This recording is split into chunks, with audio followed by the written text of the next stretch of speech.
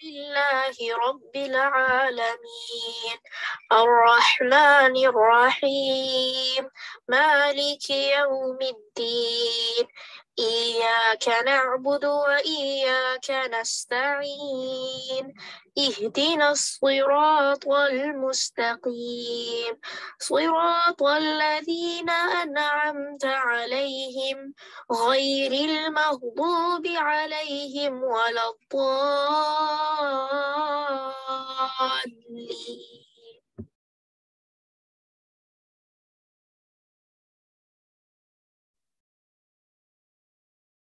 اعوذ باللہ من الشیطان الرجیم بسم اللہ الرحمن الرحیم السلام علیکم ورحمۃ اللہ وبرکاتہ۔ امید ہے آپ سب خیر و عافیت سے ہوں گے۔ اللہ سبحانہ و تعالی ہم سب کو عافیت میں، خیر میں، نیکیوں میں رکھے اور ان اعمال کی توفیق عطا کر دے جو اللہ تعالیٰ کو پسند آئے، جس سے اللہ تعالیٰ راضی ہوں۔ نحمدہ ونصلی علی رسولہ الکریم، اما بعد فاعوذ باللہ من الشیطان الرجیم بسم اللہ الرحمن الرحیم۔ رب اشرح لي صدري ويسر لي أمري واحلل عقدة من لساني يفقهوا قولي ربنا زدنا علما اللهم فقهنا في الدين اللهم إنا نسألك علما نافعا وعملا متقبلا ورزقا طيبا اللهم انفعنا بما علمتنا وعلمنا ما ينفعنا وزدنا علما اللهم وفقنا لما تحب وترضى اللهم صل وسلم على نبينا محمد وبارك وسلم۔ مجھے امید ہے کہ آپ نے آنے سے پہلے اپنی نیتوں کا جائزہ لیا ہوگا۔ اللہم اجعل عملی کلہ صالحا واجعلہ لوجہک خالصا ولا تجعل لأحد فیہ شیئا اللہم اصلح نیتنا وذریاتنا وزوجنا اللہم آمین۔ چلیے ہم شہر رمضان کی بک کی طرف چلیں گے۔ آج جو ہمارا ٹاپک ہے وہ ہے شہر التقوی، جسے کہا جائے تقوی کا مہینہ۔ یہ جو تقوی کا مہینہ ہے یہ پیج نمبر انشاءاللہ 15 پر ہے، آپ سب نکال لیجئے۔ روزے کا اصل مقصد تقوی کا حصول ہے، جیسا کہ اللہ تعالیٰ نے فرمایا یا ایہا الذین آمنوا کتب علیکم الصیام کما کتب علی الذین من قبلکم لعلکم تتقون۔ البقرہ 183۔ اے ایمان والوں، تم پر روزے فرض کیے گئے جس طرح تم سے پہلے لوگوں پر فرض کیے گئے تھے تاکہ تم متقی بن جاؤ۔ تقوی کے کیا معنی ہیں؟ اس کا معنی ہے بچنا۔ روزے کی حالت میں صرف کھانے پینے سے ہی پرہیز کرنا کافی نہیں ہے، بلکہ ہر قسم کے گناہوں سے بچنا بھی ضروری ہے۔ روزے کی حالت میں اگر ہم حلال کھانے سے پرہیز کرتے ہیں تو حرام اور ممنوع کام، حتیٰ کہ برے خیالات، منفی سوچوں، بدگمانی، جھوٹ، چغلی، غیبت اور لڑائی جھگڑا کرنا وغیرہ سے بھی مجرا کو کیا کرنا ہے؟ پرہیز کرنا ہے۔ کھانا پینا انسان کی پسندیدہ مشاغل میں سے ہے جس پر کنٹرول نہایت مشکل ہے، لیکن آپ دیکھیے کہ روزے میں بھوک کا تجربہ انسان کے اندر ایسی قوت پیدا کرتا ہے کہ وہ اس قابل ہو سکے کہ وہ اللہ کی خاطر اپنی منفی جذبات کو بھی قابو میں رکھ سکے۔ ابو ہریرہ رضی اللہ عنہ سے روایت ہے کہ اللہ کے نبی صلی اللہ علیہ وسلم نے فرمایا روزہ صرف کھانے پینے چھوڑنے کا نام نہیں ہے، بلکہ روزہ تو لو یعنی ہر بے فائدہ بیہودہ کام اور رفث جنسی خواہشات پر مبنی حرکات اور کلام سے بچنے کا نام ہے۔ لہٰذا اگر کوئی تمہیں جسے کہا جائے دوران روزہ گالی دے یا جہالت کی باتیں کرے تو اسے کہہ دو کہ میں روزے دار ہوں، میں روزے دار ہوں۔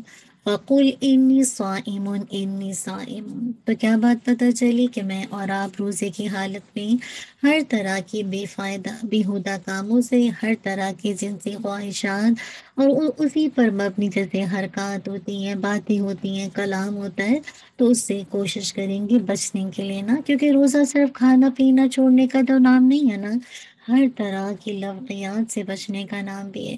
اسی طرح اللہ کے نبی صلی اللہ علیہ وسلم نے فرمایا بعض روزے داروں کو روزے سے بھوک کے سوا کچھ حاصل نہیں ہوتا، اور بعض قیام کرنے والوں کو قیام سے بیداری کے سوا کچھ نہیں ملتا۔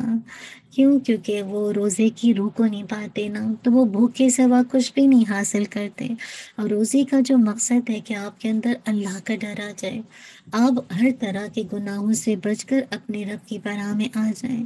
اور دیکھیے کتنے لوگ ہیں جو قیام اللیل کرتے رہیں گے، تو یہ دراصل کیا ہے؟ شب بیداری ہے، لیکن اس سے حاصل کچھ نہیں ہو رہا کیونکہ اس کی روح زندہ نہیں ہے نا۔ تو روح کو زندہ کرنا ہے، اس اسپرٹ کو زندہ کرنا ہے جو آپ کے اندر تقویٰ پیدا کرے۔ پھر اسی طرح دیکھیے کہ اللہ کے نبی صلی اللہ علیہ وسلم نے فرمایا، جس نے جھوٹ، بیہودہ اعمال اور بیہودہ باتوں کو نہ چھوڑا تو اللہ تعالیٰ کو کوئی ضرورت نہیں کہ وہ شخص کھانا پینا چھوڑ دے۔ تو صرف کھانا پینا چھوڑنا، اللہ کو حاجت نہیں ہے کہ آپ کھانا پینا چھوڑ کر جھوٹ بول رہے ہیں، بیہودہ اعمال کر رہے ہیں، بیہودہ باتیں کر رہے ہیں نا، تو اللہ تعالیٰ کو ایسی کوئی حاجت نہیں ہے۔ تو میں اور آپ مکمل کوشش کریں ان گناہوں سے بچنے کی، اور ایسا روزہ رکھیں جو کہ خاص خاص روزہ ہو۔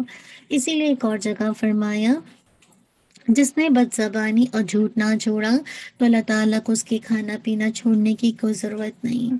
تو میں اور آپ کیا کریں؟ اس طرح کے حرام کاموں سے بچیں۔ عبادات میں جس طرح ظاہری ارکان کی پابندی لازم ہے، اسی طرح باطنی کیفیات جیسے اخلاص ہے، اللہ کی محبت، اللہ کا خوف اور اللہ سے امید، یہی تقویٰ ہے جو اللہ تعالیٰ کو مجھے اور آپ سے مطلوب ہے۔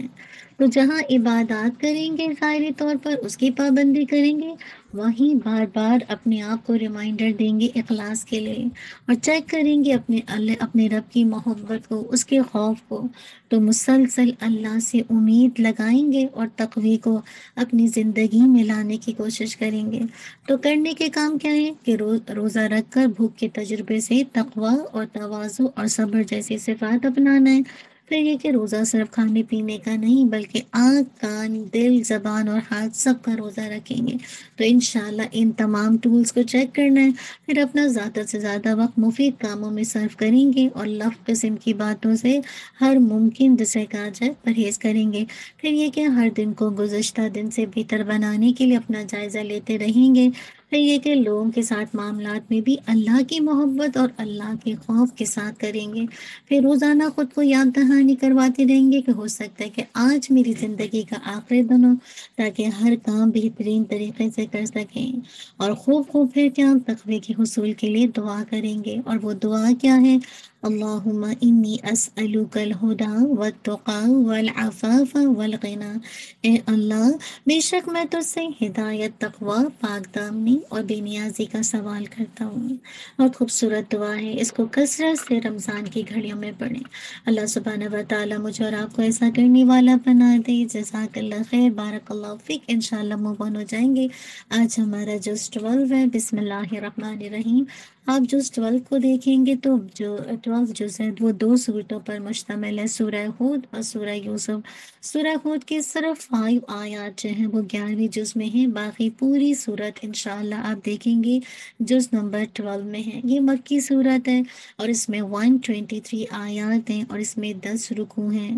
آپ دیکھیے کہ اس صورت میں ان قوموں کا تذکرہ ہے جو آیات الہی اور پیغمبروں کی تکذیب کر کے عذاب الہی کا نشانہ بنی، اور تاریخ کے صفات سے یا تو جسے کہا جائے مٹا دی گئی، یا اوراق تاریخ پر عبرت کا نمونہ بنا دی گئی۔ تو میں اور آپ کیا کریں؟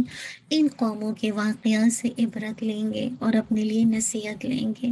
اسی لیے حدیث میں آتا ہے، ابو بکر رضی اللہ عنہ نے اللہ کے نبی صلی اللہ علیہ وسلم سے عرض کیا، کیا بات ہے، آپ صلی اللہ علیہ وسلم بوڑھے سے نظر آتے ہیں؟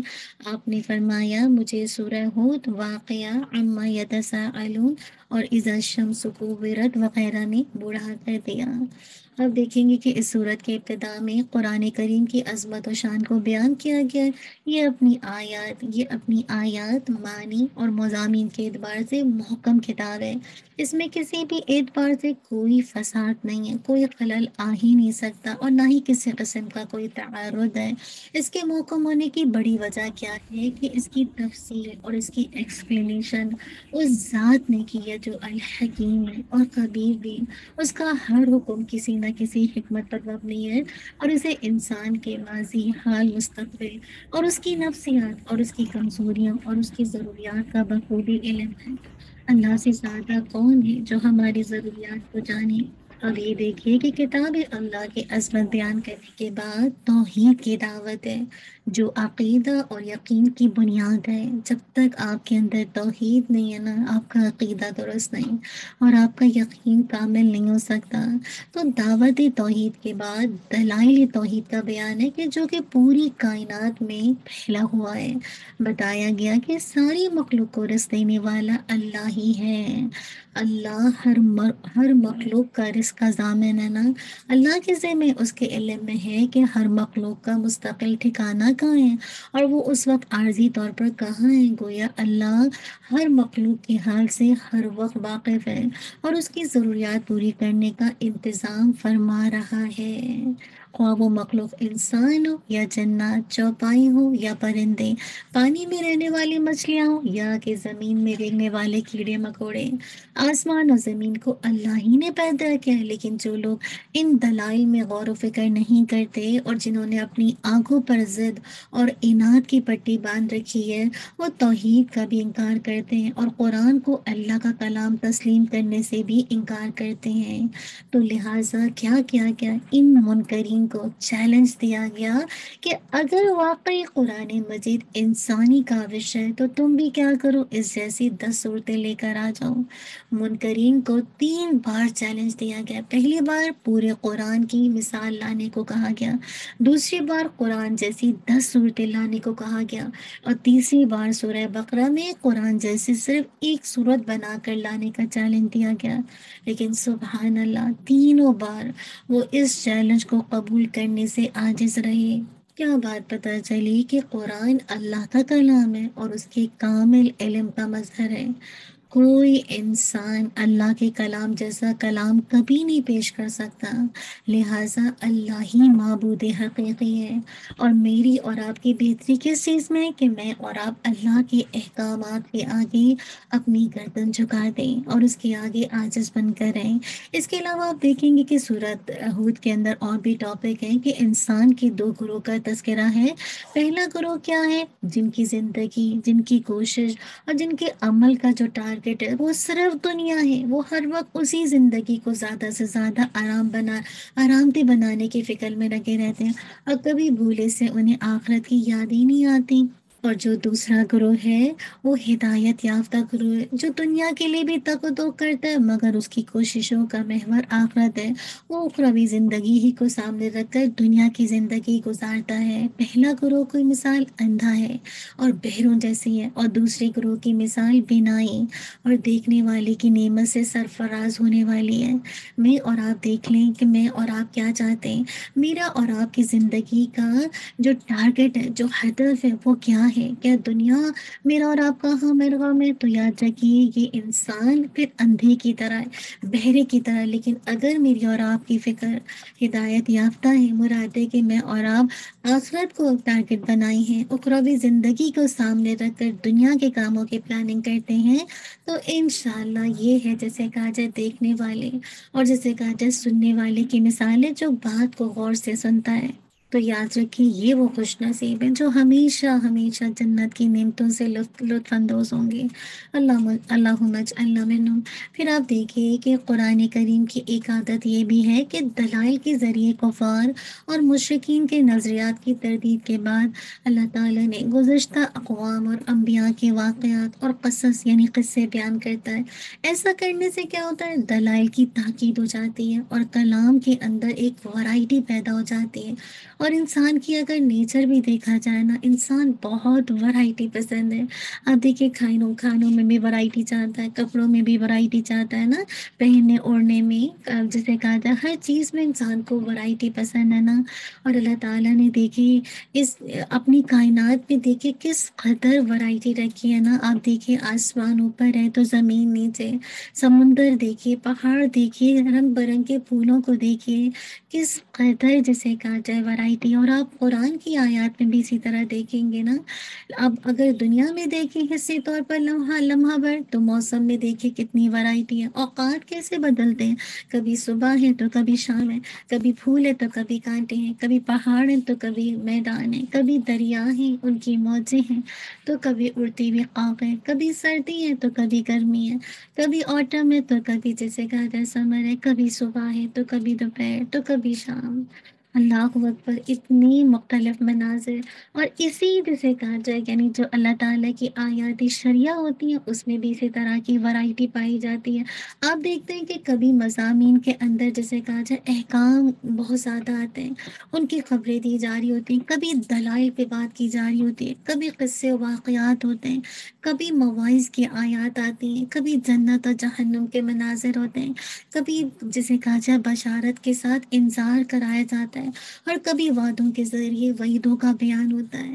اللہ اکبر، کتنا خوبصورت یہ اللہ کے کلام کا اسلوب ہے نا، جو اس قرآن کو دوسروں سے جسے کہا جائے ایک طرح سے ممتاز کرتا ہے. کیسے ایک منظر سے دوسرے منظر کی طرف، ایک قصے سے دوسرے قصے کی طرف، ایک ٹاپک سے دوسرے ٹاپک کی طرف، کتنی خوبصورتی سے قرآن اتنے اچھے انداز سے منتقل ہو جاتا ہے کہ جو پڑھنے والے ہیں نا ان کو ذرا سی بھی اکتاہٹ نہیں ہوتی، وہ اکتاہٹ کا شکار نہیں ہوتے. یہی قرآن کا ایک جیسے کہا جائے فصاحت ہے، بلاغت ہے، اسلوب ہے کہ انسان جب بھی اس قرآن کو پڑھتا ہے کبھی بھی بور نہیں ہوتا، کبھی بھی جیسے کہا جائے تھکتا نہیں ہے نا.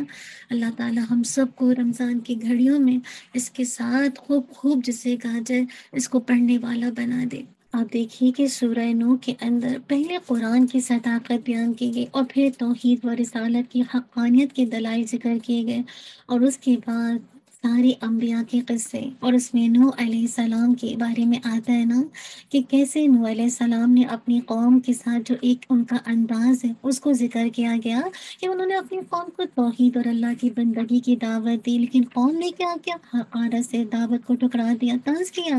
نوح ہماری طرف ایک انسان ہے، اس کا ساتھ دینے والا ہمارے معاشرے کے جو گھٹیا مفلس لوگ ہیں نا تو وہی ہیں. اور نوح علیہ السلام نے کیسے جواب دیا، دیکھو میں نے تمہارے درمیان ایک پاکیزہ زندگی بسر کی ہے، اللہ نے مجھے نبوت کے لیے پسند فرمایا، میری دعوت بے لوث ہے، میں نے تم سے اس پر کوئی نذرانہ یا معاوضہ طلب نہیں کیا، میں نے کبھی دعویٰ نہیں کیا کہ میں انسان نہیں بلکہ کوئی جسے کہا جائے ما فوق الفطرت مخلوق ہوں، یا میرے اختیار میں دنیا کے خزانے. میں نے تو صرف یہ دعویٰ کیا کہ میں اللہ کا رسول ہوں. جو لوگ مجھ پر ایمان لائے ہیں معاشی یا معاشرتی اعتبار سے، ان کی کیا حیثیت ہے مجھے اس سے کوئی غرض نہیں. ہاں اللہ کی نگاہ میں وہ انتہائی بلند مقام کے حامل ہیں. تو کیا بات پتہ چلی کہ جب بندہ ایمان لاتا ہے تو اللہ کے یہاں اس کا درجہ بلند ہو جاتا ہے. میں اور آپ چاہتے ہیں نا کہ ہمارے درجے بلند ہیں، تو شعوری ایمان لے کر آئیں. اگر میں تمہاری خواہش کے مطابق انہیں اپنے پاس سے دور کر دوں تو مجھے اللہ کی سزا سے کوئی نہیں بچا سکے گا. آپ دیکھیے کیسے جیسے کہا جائے جو نوح علیہ السلام کی جو قوم تھی کیسے کیسے مطالبات کرتی تھی نا. اسی لیے نوح علیہ السلام نے جیسے کہا جائے ان کو عذاب کی جیسے کہا جائے خبر دے دی. آپ نے بتا دیا کہ جب اللہ کی طرف سے عذاب آئے گا تو پھر کس انداز سے کہ کوئی بچ نہ سکے گا.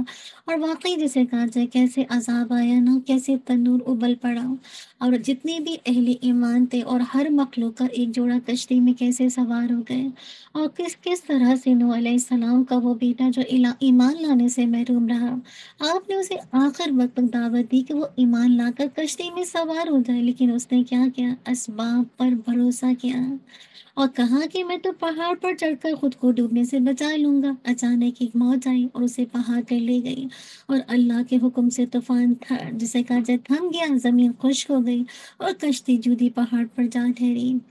آپ دیکھیے نوح کی اپنے بیٹے کے ساتھ اللہ مطلب بیٹے کے حق میں کیسے سفارش کا آگے ذکر آتا ہے کہ انہوں نے اللہ کی بارگاہ میں عرض کیا، اے میرے رب میرا بیٹا میرے گھر والوں میں سے. آپ نے کہا میرے گھر مطلب میرا بیٹا میرے گھر والوں میں سے تھا، آپ نے میرے گھر والوں کو محفوظ رکھنے کا وعدہ فرمایا تھا، بے شک آپ کا وعدہ بڑا ہے.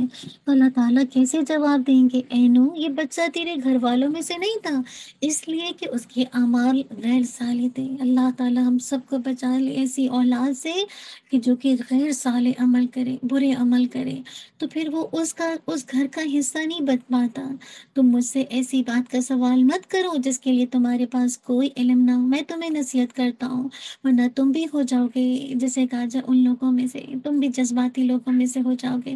اب دیکھیے نوح علیہ السلام کو کیسے اپنی فکر ہوئی، کہا ربی انی اعوذ بک ان اسألک ما لیس لی بہ علم والا تغفر لی وترحمنی اکن من الخاسرین۔ اے میرے رب، میں آپ کی پناہ میں آتا ہوں اس سے کہ میں آپ سے اس چیز کا سوال کروں جس کے لیے میرے پاس کوئی علم نہیں۔ اے اللہ، اگر آپ نے مجھے بخش نہ دیا اور مجھ پر رحم نہ کیا تو میں تو خسارہ پانے والوں میں سے ہو جاؤں گا۔ تو کیا بات پتہ چلی کہ حقیقت ہے جو فاسق اور فاجر اولاد ہوتی ہے نا، اس کا صالح والدین کے ساتھ کوئی تعلق نہیں ہوتا۔ اب دیکھیے 950 سال تک اللہ کے دین کی خدمت کرنے والے نوح اپنے بیٹی کے حق میں سفارش اگر اللہ کی بارگاہ میں کرتے تو قبول نہیں ہوتی، ہے نا؟ وہ اللہ کے کتنے قریب بندے تھے نا، لیکن اس کے باوجود نہیں ہوتی۔ لیکن آج ہمارے کتنے لوگ ہیں جو نیک لوگوں کا وسیلہ بنا کے اور اس طرح سے مطلب اس طرح سے باطل شفاعت کے مطلب ان کا عقیدہ اس چیز پر چلا جاتا ہے نا۔ تو اصل بات ہے کہ ہم آپ نوح علیہ السلام جب اپنی اولاد کو نہیں بچا سکی تو میں اور آپ کیسے اپنی اولاد کو بچا سکتے ہیں؟ ہم ہدایت کی طرف بلا سکتے ہیں، ہدایت نہیں دے سکتے نا۔ تو جو دوستی ہوتی ہے وہ آپ کے دین پر اثر انداز ہوتی ہے۔ اللہ تعالی ہم سب کو بچا لے اور آخرت کی جسے کہا جائے ہمیشہ کی جو نعمتیں ہیں اور راحت ہے اس کو حاصل کرنے والا بنا دے۔ پھر آگے دیکھیے حود علیہ السلام کی قوم نا، اس کا ذکر ہے کہ انہوں نے اپنی قوم یعنی عاد کو دعوت دی، اللہ کی حضور توبہ استغفار کی اور استغفار کی برکت کا ذکر بھی کیا، لیکن آپ دیکھیے قوم کا رد عمل، قوم ہمیشہ جیسے کہا جائے جھٹلا دیتی ہے کہ ہمارے کسی معبود نے آپ پر برے اثرات ڈال دیے ہیں۔ حود نے جواب دیا علیہ السلام نے کہ تمہارے معبود میرا کچھ نہیں بگاڑ سکتے، میرا تو بھروسہ اللہ پر ہے اور ہر مخلوق ہر وقت اللہ کے اختیار میں، اور اس کا نفع و نقصان صرف اور صرف اللہ ہی کے ہاتھ میں ہے۔ اللہم لا مانع لما اعطیت ولا معطی لما منعت ولا ينفع ذا الجد منک الجد۔ پڑھا کیجئے، یقین ہو جاتا ہے کوئی چیز نقصان نہیں دے سکتی جب تک اللہ نہ چاہے، اور کوئی چیز آپ کو فائدہ دے ہی نہیں سکتی جب تک اللہ نہ چاہے۔ تو اسی لیے تو کہتے ہیں کہ میں نے تو اللہ کا پیغام پہنچا دیا، اگر تم یہ پیغام قبول نہیں کرتے ہو تو اللہ تعالیٰ تمہیں برباد کر دے گا اور تمہاری جگہ کسی اور قوم کو لے کر آئے گا، اور تم اللہ کا کچھ بھی نہیں بگاڑ سکتے۔ پھر آگے جسے کہا جائے قوم صالح کا ذکر ہے، پھر قوم جسے کہا جائے قوم صالح کے بعد لوط کا ذکر ہے، شعیب علیہ السلام، موسیٰ علیہ السلام، ہارون علیہ السلام کے قصے بیان کیے گئے، اور یہ تمام قصے وحی کے اسباط، اللہ کے نبی کی نبوت کی سچائی اور قرآن مجید کے معجزہ ہونے کو بیان کرنے کے لیے لائے گئے۔ مشرکین مکہ بخوبی جانتے تھے کہ اللہ کے نبی صلی اللہ علیہ وسلم امی ہیں، آپ نہ قرات جانتے تھے، نہ ہی کتابت سے آشنا تھے، نہ ہی آپ نے کسی کی شاگردی اختیار کی، لیکن اس کے باوجود اتنی صحت، باریکی اور کامل درجے کی درستگی کے ساتھ ان واقعات کو بیان کرنا وحی کے بغیر کیسے ممکن تھا؟ خود قرآن مجید نے اس نقطے کی طرف متوجہ کرنے کے لیے انبیاء اور مرسلین کے واقعات بیان کرنے کے بعد عام طور پر وحی اور نبوت کا تذکرہ کیا ہے۔ تو آپ دیکھیے اس صورت میں نوح علیہ السلام کا واقعہ بیان کرنے کے بعد آخر میں فرمایا یہ حالات و واقعات غیب کی خبروں میں سے جو ہم تمہاری طرف بھیجتے ہیں، اس سے پہلے نہ تو تم ان کو جانتے تھے اور نہ ہی تمہاری قوم جانتی تھی، بس کیا کرو، صبر کرو، اور کیا کرو، پرہیزگاروں کا انجام اچھا ہوتا ہے۔ تو اصل انجام کس کا ہے؟ جو پرہیزگار ہیں، جو اللہ سے ڈرنے والے ہیں، تو انجام انہی کا اچھا ہے۔ اللہ تعالیٰ سے دعا مانگا کیجیے کہ اللہ تعالیٰ ہمیں اپنا تقوی دے دے، اللہم البسنا لباس التقوی والزمنا کلمۃ التقوی۔ اللہ تعالیٰ ہم سب کو اپنا تقوی دے۔ اب آگے دیکھیے موسیٰ علیہ السلام اور ہارون علیہ السلام کا قصہ بیان کرنے کے بعد ارشاد ہوتا ہے یہ پرانی بستیوں کے تھوڑے سے حالات ہیں جو ہم تم سے بیان کرتے ہیں، ان میں سے بعض بستیاں تو باقی ہیں اور بعض تہس نہس ہو گئیں، تو ان واقعات میں ایک طرف تو عقل فہم اور سمع و بصر والوں کے لیے بے پناہ عبرتیں ہیں، جو عقل رکھتے ہیں، فہم رکھتے ہیں، جو سنتے ہیں اور دیکھتے ہیں، ان کے لیے تو بے پناہ عبرتیں ہیں اور وہ اس سے نصیحت لیتے ہیں۔ اور دوسری طرف اللہ کے نبی صلی اللہ علیہ وسلم اور مخلص ایمان اہل ایمان کے لیے تسلی اور ثابت قدمی کا سامان اور سبق ہے۔ اسی لیے یہ واقعات بیان کرتے ہوئے آپ کو استقامت کا حکم دیا گیا کہ جو کہ حقیقت میں پوری امت کو دیا گیا۔ استقامت ایک ایسا حکم ہے جس کا تعلق عقائد سے ہے، اقوال سے ہے، اعمال سے ہے اور اخلاق سبھی کے ساتھ ہے۔ استقامت کوئی آسان چیز نہیں ہے بلکہ انتہائی مشکل صفت ہے جو اللہ مخصوص بندوں ہی کو حاصل ہوتی ہے۔ اللہ تعالیٰ مخصوص بندوں کو دیتا ہے۔ اللہ تعالیٰ مجھے اور آپ کو استقامت عطا کر دے۔ اللہم اہدنا وسددنا واسلل سقیمۃ قلوبنا۔ استقامت کا مطلب یہ ہے کہ پوری زندگی ان تعلیمات کے مطابق گزاری جائے جن کے مطابق گزارنے کا اللہ تعالیٰ نے حکم دیا ہے۔ ابن عباس فرماتے ہیں کہ اللہ کے نبی صلی اللہ علیہ وسلم پر اس آیت سے زیادہ سخت آیت کوئی نازل نہیں ہوئی۔ اور صحیح بات تو یہ ہے کہ استقامت سے بڑی کوئی کرامت نہیں۔ یہاں استقامت کی اہمیت کو ملحوظ رکھتے ہوئے اور اس کی اللہ سے دعا کرتے ہوئے موسیٰ علیہ السلام کے واقعے میں بھی تدبر ضروری ہے، جس میں فرعون کی مذمت کرتے ہوئے اللہ تعالیٰ نے فرمایا، اور تمہارا پروردگار جب نافرمان بستیوں کو پکڑا کرتا ہے تو اس کی پکڑ اس طرح کی ہوتی ہے کہ بے شک دکھ دینے والی اور سخت ترین۔ اور ان قصوں میں اس شخص کے لیے عبرت ہے جو عذاب آخرت سے ڈرتا ہے۔ کیا میں اور آپ ڈرتے ہیں؟ تو اللہ تعالیٰ سے خوب اللہ کا ڈر مانگے۔ گویا بتایا گیا کہ جس اللہ نے کل کی نافرمان بستیوں پر عذاب نازل کیا تھا وہ آج بھی سرکش قوموں کو اپنی گرفت میں لے سکتا ہے۔ اصل بات یہ ہے کہ اللہ کے کلام سے ہر دور میں لوگ اختلاف کرتے رہنا، اس لیے اللہ کی نبی کی دلجوئی کی گئی کہ ہر دور میں اللہ کی کتاب سے اختلاف کرنے والے موجود رہیں۔ موسیٰ علیہ السلام کو اللہ نے کتاب دی اور ان کی قوم کے بد نصیب گروہ نے اس سے اختلاف کیا۔ اللہ کی سنت ہے کہ وہ ایسے لوگوں کو اصلاح کے لیے مہلت دیتا ہے، البتہ جو لوگ مہلت سے فائدہ نہیں اٹھاتے تو پھر انہیں اپنے جرائم کی پوری سزا دے دی جاتی ہے۔ اسی لیے بتایا کہ مشکل حالات میں اہل ایمان کے لیے آگے سے کچھ ہدایات دے دی گئی، اور وہ کیا ہے کہ کیا کریں کہ اہل ایمان کو اللہ کے نبی کے حوالے سے بتایا کہ انتہائی مشکلات آئیں تو ایسے موقع پر کیا کریں۔ ہدایت پر عمل کرنے کی تلقین اس انداز سے کی کہ نمبر 1، شدید مخالفت کے باوجود حق پر ڈٹے رہو۔ نمبر 2، مخالفین کے ظلم کے رد عمل میں ایسا قدم نہ اٹھاؤ جو شریعت کے خلاف ہو۔ اکثر ہوتا ہے نا کہ ہمارے خلاف کوئی پلاٹنگ کرتا ہے تو اگر اس نے اللہ کی حدود توڑی ہے تو آپ اللہ کی حدود نہ توڑیں، آپ شریعت کے خلاف کام نہ کریں۔ تیسری بات، کافروں کی طرف سے کسی بھی قسم کی سمجھوتے کی پیشکش قبول نہ کرو، کیونکہ وہ آپ کے دوست ہیں ہی نہیں نا، تو وہ ہمیشہ جو آپ سے سمجھوتا کرنے کی کوشش کریں گے اس کے پیچھے ان کی کوئی نہ کوئی چال ہوگی۔ پھر یہ کہ 5 وقت نماز پابندی سے ادا کرو، تمہاری نیکیوں سے صغیرہ گناہ معاف کر دیے جائیں گے۔ اور 5ویں بات، کافروں کے طنز اور تشدد کے جواب میں صبر کرو، اللہ کے ہاں تمہارے صبر کا اجر محفوظ ہے۔ اللہ تعالی ہم سب کو صبر جمیل کی توفیق دے دے۔ اب دیکھیں کہ نماز کے ساتھ جو دوسری چیز جو استقامت علی الحق میں اور ظلم کی طرف میلان سے روکنے میں بےحد مددگار ہے وہ صبر ہے۔ وَاسْتَعِینُوا بِالصَّبْرِ وَالصَّلَاةِ، صبر اور نماز کے ساتھ مدد طلب کرو۔ صبر کا معنی کیا ہوتا ہے؟ کسی کو تنگی میں روک کر رکھنا، یعنی کسی کو تنگی میں روک کر رکھنا ہے۔ کہا جاتا ہے صبر تو ڈاپا، میں نے جانور کو چارے کے بغیر باندھ رکھا۔ صبر تو فلانن، میں نے اس کا ایسا پیچھا کیا جس سے وہ کسی طرح نکل نہ سکے۔ تو صبر کیا ہے؟ نفس کو اس چیز پر روک کر اور باندھ کر رکھتا ہے جس کا تقاضا عقل اور شریعت کرتی ہے، یا اس چیز سے باندھ کر اور روک کر رکھتا ہے جس سے روکنے کا عقل اور شرع تقاضا کرتی ہے۔ اور اہل علم عموماً صبر کی 3 قسمیں بتاتے ہیں، نوٹ کیجئے۔ نمبر 1، اپنے آپ کو نیکی پر باندھ کر اور ہمیشہ کے لیے اس کا پابند بنا کر رکھنا، یہ صبر کی پہلی قسم ہے۔ نمبر 2، اپنے آپ کو ہمیشہ اللہ کی نافرمانی سے روک کر رکھنا، یہ دوسری قسم ہے۔ اور تیسری کیا؟ مصیبت پر جزا فضا کے بجائے اللہ کی تقدیر پر راضی رہنے کا پابند بننا۔ استقامت کے لیے صبر کی ضرورت بہت ضروری ہے۔ اللہ تعالیٰ ہم سب کو واقعی جسے کہا جائے صبر کی توفیق دے دے۔ آپ دیکھیے قرآن میں بہت سی جگہوں پر صبر کا ذکر ہے، انما یوفی الصابرون اجرہم بغیر حساب۔ صرف صبر کرنے والوں کو ان کا اجر بے حساب بغیر حساب کے دیا جائے گا۔ اللہ تعالیٰ ہم سب کو صبر کرنے والا بنا دے ہر طرح کی ناگہانی چیزوں پر، ایسی چیزیں جو مجھے اور آپ کو پسند نہیں آتی، کراہیت والی چیزیں۔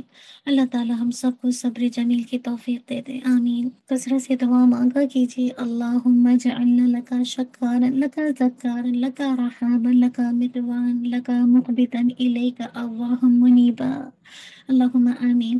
تو کیا بات پتہ چلی کہ قوم پر اللہ کا عذاب کب آتا ہے؟ جب نیک لوگ نہیں رہتے نا، جو فتنہ و فساد سے روکے، اور قوم بہت زیادہ عیش پرستی اور گناہوں میں مست ہو جاتی ہے۔ تو لہٰذا ایسے موقع پر دو ٹوک بات کر دی گئی کہ اصحاب کا جو رسولوں کے واقعات اس لیے بیان کیے ہیں کہ اس سے اللہ کی نبی کی دل جوئی اور اہل ایمان کے لیے نصیحت اور یاد دہانی کا سامان ہو۔ کافروں کے لیے چیلنج ہے کہ وہ ہمارے رسول کے خلاف جو بھی قدم اٹھائیں گے، جو بھی کریں گے، ان کا وہی انجام ہوگا جیسا کہ پہلے رسولوں کے مخالفین کا ہوا۔ اللہ تعالیٰ آسمان و زمین کے تمام رازوں، تمام انسانوں کے اعمال اور پھر ان کے انجام سے واقف ہے۔ تمام انسانوں کے معاملات آخری فیصلے کے لیے اسی کے سامنے پیش ہوں گے۔ تو خیر اسی میں ہے کہ اللہ ہی کی بندگی کی جائے اور صرف اسی پر بھروسہ کیا جائے۔ اللہ سبحانہ و تعالیٰ ان واقعات سے مجھے اور آپ کو عبرت لینے والا بنائے اور ہمیں بہترین انداز سے بندگی کے رنگ میں ڈھلنے والا بنا دے۔ اللہم اعنی علی ذکرک و شکرک و حسن عبادتک، اللہم آمین۔ اب آگے سے سورہ یوسف شروع ہوتی ہے جو کہ مکی ہے۔ اس میں 111 آیات ہیں، 12 رکوع ہیں۔ چونکہ اس صورت میں یوسف علیہ السلام کا قصہ بیان کیا گیا ہے، اسی لیے اس سے سورہ یوسف کا نام دے دیا گیا۔ قرآن کریم میں دوسرے انبیاء علیہ السلام کے واقعات میں بھی تکرار پایا جاتا ہے، لیکن یہ تکرار کیا ہے؟ کھٹکتا نہیں ہے۔ ہر جگہ آپ دیکھیے نئے الفاظ، نئی تعبیر، کوئی نہ کوئی نیا سبق، نئی عبرت، نئی نصیحت پائی جاتی ہے۔ یہ واقعات چھوٹے چھوٹے خوبصورت ٹکڑوں کی صورت میں پورے قرآن مجید میں بکھرے ہوئے ہیں۔ ان ٹکڑوں کو جوڑنے سے پورا واقعہ سمجھ آ جاتا ہے۔ لیکن سبحان اللہ، یوسف علیہ السلام کے واقعے میں تکرار نہیں، یہ واقعہ اول سے لے کر آخر تک پورا کا پورا سورہ یوسف ہی میں ذکر ہے۔ دوسری صورتوں میں یوسف علیہ السلام کا نام تو آیا ہے، لیکن ان کے واقعے کا کوئی چھوٹے سے چھوٹا حصہ بھی کسی دوسری صورت میں جسے کہا جائے موجود نہیں۔ تو اسی لیے اہل علم نے کہا ہے کہ مخالفین نہ تو قرآن کے مقرر یعنی قصوں کا مقابلہ کر سکتے ہیں اور نہ ہی غیر مقرر قصوں کا۔ یوسف علیہ السلام کے قصے کو خود قرآن نے احسن القصص قرار دیا ہے۔ کیوں؟ کیونکہ اس قصے میں جتنی عبرتیں، نصیحتیں پائی جاتی ہیں وہ شاید ہی کسی دوسرے قصے میں پائی جاتی ہوں۔ جمعیت کے اعتبار سے دیکھیں تو اس میں دین بھی ہے اور دنیا بھی، توحید بھی ہے، فقہ بھی ہے، سیرت بھی ہے اور خوابوں کی تعبیر بھی، سیاست بھی ہے، حکومت کے جسے کہا جائے رموز بھی آپ کو نظر آئیں گے، انسانی نفسیات بھی ہے اور معاشی خوشحالی کی تدبیریں بھی ہیں، حسن و عشق کی جسے کہا جائے مطلب وہ بھی داستان ہے، اور زہد و تقوی کی جسے کہا جائے اس کے بارے میں بھی ہے، اور اس میں انبیاء اور صالحین کا تذکرہ بھی ہے اور ملائکہ اور شیاطین کا بھی، جنوں اور انسانوں کا بھی، تو چوپاؤں اور پرندوں کا بھی، بادشاہوں، تاجروں، عالموں اور جاہلوں کے خیالات بھی ہیں۔ تو راہ راست سے ہٹ جانے والی عورتوں کی حیلہ سازی، مکاری اور جسے کہا جائے بے حیائی بھی ہے۔ پھر دیکھیے کہ اس قصے میں مت بھی ہے، تعریف بھی ہے، گمنامی بھی ہے، شہرت بھی ہے، غربت بھی ہے، ثروت بھی ہے، عزت بھی ہے، ذلت بھی ہے، اب صبر بھی ہے اور استقامت بھی ہے اور بندگی بھی اور شہوت بھی۔ ایک بڑی خوبی جو اس قصے میں پائی جاتی ہے وہ یہ کہ اس قصے میں اللہ کے نبی صلی اللہ علیہ وسلم اور ان کے مخالفین کی جو حال ہے اور مستقبل ہے اس کا پورا نقشہ کھینچ دیا گیا۔ یوسف علیہ السلام کی طرح اللہ کے نبی صلی اللہ علیہ وسلم کے ساتھ بھی قریشی بھائیوں نے حسد کیا، قتل کے مشورے کیے، آپ کو مکہ چھوڑنا پڑا، 3 دن تک غار ثور میں آپ جسے کہا جائے روپوش ہونا آپ کو پڑا، وہاں سے مدینہ ہجرت فرما گئے، وہاں پر تدریج آپ کو عروج حاصل ہوا یہاں تک کہ آپ پہلی اسلامی مملکت کے سربراہ بن گئے۔ مکہ فتح ہوا تو قریشی بھائی نادم اور جسے کہا جائے شرمندہ ہوئے، انہیں آپ کے سامنے جسے کہا جائے اپنی گردنوں کو جھکانا پڑا۔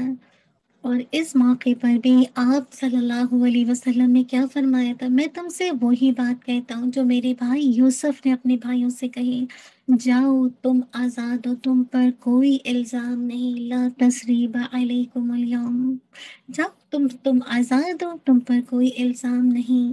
یہ ہے اخلاق۔ کتنا کچھ جسے کہا جائے قریش مکہ نے آپ کو ذلیل کیا، آپ کو اذیت دی، آپ کو کیا کچھ جسے کہا جائے مارنے کی دھمکی نہیں دی، آپ کو آپ کے لیے قتل کے مشورے نہیں بنائے، کیا کچھ نہیں کیا، لیکن اس کے باوجود جب اللہ کی رحمت سے مسلمان فتح یاب ہو گئے، مکہ فتح ہو رہے، تو کیسے وہ لوگ جو ہار گئے شرمندہ ہیں، لیکن اس کے باوجود آپ نے ان سے کوئی بدلہ نہ لیا، بلکہ یہی کہا لا تثریب علیکم اليوم، آج تو تم پر کوئی بھی الزام نہیں ہے، جاؤ تم آزاد ہو۔ یہ جگر چاہیے دین کو پھیلانے کے لیے، یہ ایسے عزم ایسے ارادے چاہیے جو آپ کو تکلیف دے، آپ پر الزام لگائے، آپ کا دشمن ہو، آپ سے حسد کرتا ہو، ایسے موقع پر آپ اس کے ساتھ یہ بہترین سلوک کریں۔ اللہ سبحانہ و تعالیٰ مجھے اور آپ کو یہ اخلاق دے دے۔ آج کتنا عام ہوتا ہے کوئی ہمیں ذرا ستا کے تو دیکھے، ہمارے خلاف بات تو کر کے دیکھے، ہم چھوڑتے ہی نہیں ہیں، ہم جسے کہا جائے انا کا مسئلہ بنا لیتے ہیں۔ اللہ کے نبی کا اخلاق دیکھیے، آپ جو ہیں اخلاق کی تکمیل کے لیے پیدا کیے گئے تھے، یعنی آپ کو بھیجا ہی اس لیے کیا گیا تھا، لیکن اس کے باوجود دیکھیے اتنا ظلم و ستم ان پر ہونے کے باوجود آپ کا اخلاق دیکھیے، آپ کیسے سب کو معاف کر دیتے ہیں نا۔ آپ دیکھیے کہ سورہ یوسف 12ویں اور 13ویں دونوں پاروں میں آئی ہے، یہ قصہ تسلسل کے ساتھ بیان ہوا، اس لیے آپ دیکھیے اس تسلسل کو برقرار رکھتے ہوئے پورے قصے کا خلاصہ انشاءاللہ آپ کے سامنے رکھتی ہوں، اور پھر انشاءاللہ جو عبرتیں اور جو نصیحتیں ہم لے سکتے لیں گے۔ یعقوب علیہ السلام کے 12 بیٹے تھے، یوسف علیہ السلام ان میں سے غیر معمولی طور پر حسین تھے، ان کی سیرت اور صورت دونوں کے حسن کی وجہ سے والد بے پناہ محبت کرتے تھے، اور محبت کی ایک وجہ آپ کا اور آپ کے بھائی بنیامین کا سب سے چھوٹا ہونا بھی تھا، جبکہ دونوں کی والدہ بھی انتقال کر چکی تھی۔ چھوٹے بچے سے محبت آپ دیکھیے انسان کی فطرت میں ہے نا، تو آپ بھی دیکھیے آپ جب بچہ چھوٹا ہوتا ہے آپ اس سے کتنی ڈفرینٹ انداز سے اس کو چھوتے ہیں، ٹچ کرتے ہیں، پیار کرتے ہیں، کیونکہ وہ ایک فطرت ہے انسان کی نا، کہ وہ کھینچتی ہے انسان کو اس کی مطلب اس بچے کی طرف نا۔ تو آپ یہ دیکھیں کہ حسن رضی اللہ عنہ کی بیٹی سے سوال کیا گیا کہ آپ کو اپنے بچوں میں سے زیادہ کس سے محبت ہے؟ انہوں نے جواب دیا چھوٹے سے جب تک کہ وہ بڑا نہ ہو جائے، غائب سے جب تک کہ وہ واپس نہ آ جائے، اور بیمار سے جب تک کہ وہ تندرست نہ ہو جائے۔ اور آپ دیکھیے اس محبت کی وجہ سے بھائی حسد میں مبتلا ہو گئے، وہ اپنے والد کو تفریقہ کہہ کر یوسف علیہ السلام کو جنگل میں لے گئے اور آپ کو کنویں میں گرا دیا۔ وہاں سے ایک قافلہ گزرا، انہوں نے پانی نکالنے کے لیے کنویں میں ڈول ڈالا تو اندر سے آپ نکل آئے۔ قافلے والوں نے مصر جا کر ان کو بیچ دیا، عزیز مصر نے خرید کر اپنے گھر رکھ لیا۔ جو جوان ہوئے تو اس کی بیوی آپ پر ایک طرح سے فریفتہ ہو گئی، اس نے برائی کی دعوت دی، آپ نے اس کی دعوت ٹھکرا دی۔ عزیز مصر نے بدنامی سے بچنے کے لیے آپ کو جیل میں ڈلوا دیا۔ قید خانے میں بھی آپ نے دعوت توحید کا سلسلہ جاری رکھا، جس کی وجہ سے قیدی آپ کی عزت کرتے تھے۔ بادشاہ وقت کے خواب کی صحیح تعبیر بتانے کی وجہ سے آپ اس کی نظروں میں جج گئے، اس نے آپ کو خزانے تجارت مملکت کا خود مختار وزیر اعلیٰ بنا دیا۔ مصر اور جسے کہا جائے اس کے ارد و پیش کے اندر قحط کی وجہ سے آپ کے بھائی غلہ حاصل کرنے کے لیے مصر آئے۔ ایک دو ملاقاتوں کے بعد آپ نے انہیں بتایا کہ میں تمہارا بھائی یوسف ہوں۔ پھر آپ کے والدین بھی مصر آ گئے اور سب یہیں آ کر آباد ہو گئے۔ آپ دیکھیے کہ یہ تھا مختصر سا یوسف علیہ السلام کا قصہ۔